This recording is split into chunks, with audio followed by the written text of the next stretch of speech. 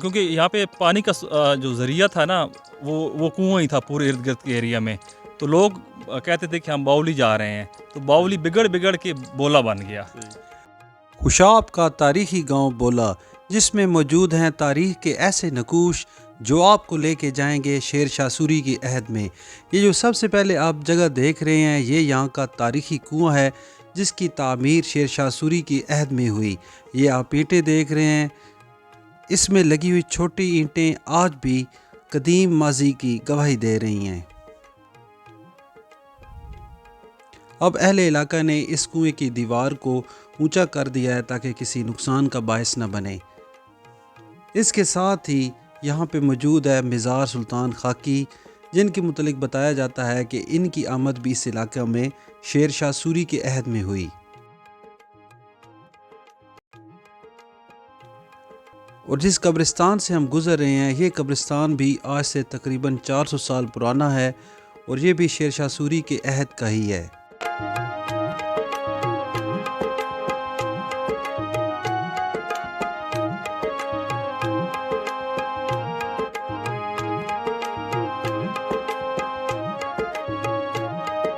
حضرت سلطان خاکی نے یہاں پہ اسلام کی اشاعت کی اور کافی لوگوں کو مسلمان کیا۔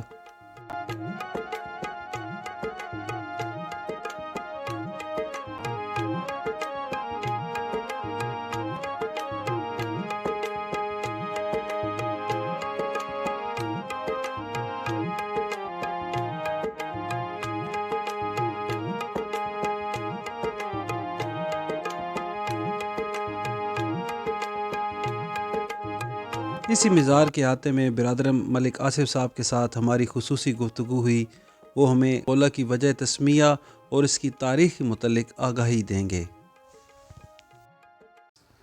السلام علیکم، میں ہوں ملک شفاعت حسین اور آپ دیکھ رہے ہیں ڈسکور خوشاب۔ اس وقت ہم موجود ہیں خوشاب کے ایک تاریخی گاؤں میں جس کا نام ہے بولا، جو کہ جوراباد کے ساتھ ہی واقع ہے۔ یہاں ایک اور تاریخی گاؤں ہے ہڈالی، اس کے ساتھ ہی بولا واقع ہے، اور یہاں ہمارے برادر ملک آصف صاحب ہیں جن کا تعلق بولا سے ہے، وہ ہمیں بولا کی ہسٹری کے متعلق کچھ بتائیں گے، اور یہاں پہ موجود جو تاریخی مقامات ہیں ان کے متعلق ہمیں کچھ آگاہی دیں گے۔ السلام علیکم۔ وعلیکم السلام۔ کیسے ہیں بھائی؟ جی شفاعت بھائی الحمدللہ خیر خیریت۔ تو بولا کے متعلق ہمارے ناظرین کو بتائیے آپ۔ سب سے پہلے تو میں شفاعت بھائی کو ویلکم کرتا ہوں کہ بولا میں آپ تشریف لائے۔ بولا کے حوالے سے سب سے پہلے میں یہ آپ کو بتاؤں گا کہ بولا کا نام کیسے پڑا۔ تو یہاں پہ 1537 عیسوی میں شیر شاہ سوری جو حکمران تھے ہندوستان کے، وہ یہاں پہ تشریف لائے تھے۔ یہاں پہ انہوں نے ایک کنواں کھدوایا تھا، ایک مسجد بنوائی تھی۔ مسجد تو 1985 میں شہید کر کے نہیں بنا دی گئی، لیکن کنویں کے جو پرانے آثار ہیں وہ یہاں ابھی بھی قائم ہیں۔ جو کنواں ہے اس کو باولی بولا جاتا تھا۔ جی باولی بولا جاتا۔ اچھا، وہ لوگ کیونکہ یہاں پہ پانی کا جو ذریعہ تھا نا وہ کنواں ہی تھا پورے ارد گرد کے ایریا میں، تو لوگ کہتے تھے کہ ہم باولی جا رہے ہیں، تو باولی بگڑ کے بولا بن گیا۔ تو بولا کی جو وجہ تسمیہ آصف صاحب بتا رہے ہیں کہ جو شیر شاہ سوری کے دور میں یہاں پہ کنواں بنایا گیا جس کو باولی کہتے تھے، وہی لفظ بگڑتے وہ اب بولا بن گیا۔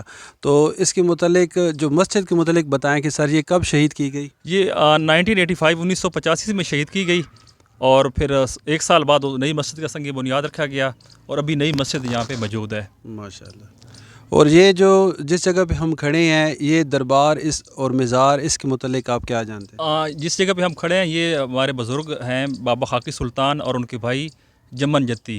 جمن جتی کا جو اصل نام ہے میرن جانے مان ہے، لیکن جو عام عرف عام میں لوگ ان کو پکارتے ہیں وہ جمن جتی پکارتے ہیں۔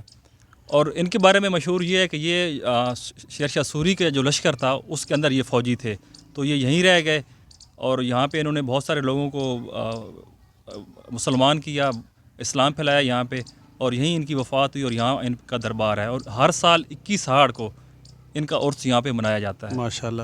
اور یہ جو قبرستان ہے یہ بھی سنا ہے بہت تاریخی اور قدیمی قبرستان؟ جی یہ بھی قدیمی قبرستان ہے، کیونکہ دیکھ لیں 1537 عیسوی میں بابا خاکی سلطان یہاں پہ تشریف لائے یہاں پہ، تو اس ٹائم کے بعد جب ان کی ڈیتھ ہوئی تو یہیں پہ ان کا مزار بنا، اور ان کے مزار کے ارد گرد ہی لوگوں کو ہم نے دفنانا شروع کر دیا۔ تھوڑی سی ایک دو چیزیں جو رہ گئی تھی میں وہ ایڈ کرنا چاہوں گا کہ بابا خاکی سلطان کے علاوہ یہاں پہ 2 مزار اور بھی ہیں۔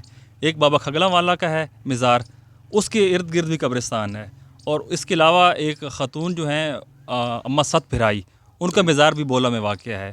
تو اس وہ بھی سے پرانا مزار ہے وہ، اور وہاں پہ بھی دربار دونوں جگہوں پہ موجود ہے. تو آصف بھائی یہ ہمیں بتائیں کہ جو بولا ہے اس کی جو ایک دیہاتی زندگی ہے، جو سادہ زندگی یا زندگی کا جو خالص پن ہے، وہ آپ چونکہ یونیورسٹی بھی پڑھتے رہے، پھر آپ کا تعلق گاؤں سے ہے، تو آپ کیا ایک مطلب پیغام دینا چاہیں گے؟ بولا کی جو زندگی ہے دیہاتی ہے تقریباً نا. زیادہ تر لوگ گاؤں میں ہی رہتے ہیں، بہت کم لوگ ہیں جن کا آنا جانا شہروں میں ہوتا ہے. تو لوگ سادہ ہیں، سادہ غذا کھاتے ہیں اور مخلص ہیں. اور یہاں پہ ابھی بھی باہمی بھائی چارہ بہت زیادہ ہے. مختلف مسالے کے لوگ یہاں پہ موجود ہیں. ہم محرم بھی مل کے منا رہے ہوتے ہیں، عید میلاد النبی بھی ہم مل کے منا رہے ہوتے ہیں، اور ایک دوسرے کے دکھ سکھ میں ہم شامل ہو رہے ہوتے ہیں. جی ماشاءاللہ، آپ نے بہت خوبصورت پیغام دیا کہ آپس میں مذہبی رواداری، ایک برادری جو کہ پنجاب کی دیسی کلچر میں یہاں پہ ماحول میں ہے. تو بہت خوشی ہوئی آپ سے بات کر کے. Thank you. ویلکم.